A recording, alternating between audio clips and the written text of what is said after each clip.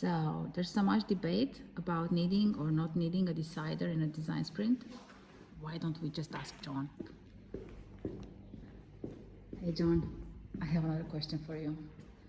Do we actually need a decider in a design sprint? Yes. Why?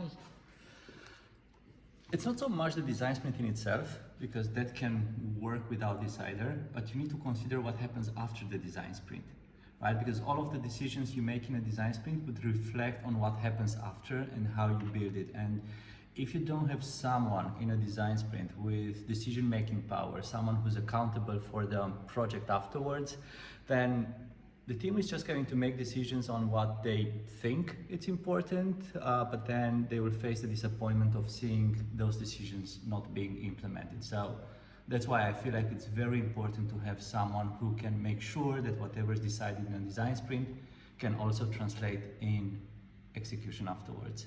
That's my point of view. So Also, many times I notice that the teams get stuck.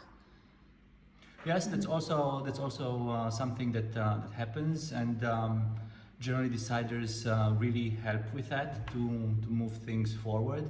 And it's not like it's not democratic, because the teams always have the chance to speak up, to voice their opinions, but then at the end someone needs to make those calls, and this is where decider is so helpful, and also brings a lot of confidence to the teams, right? That they're on the right track, that they have the buy-in, that they have this kind of safety to move forward. They're not second guessing their choices. All right, thank you.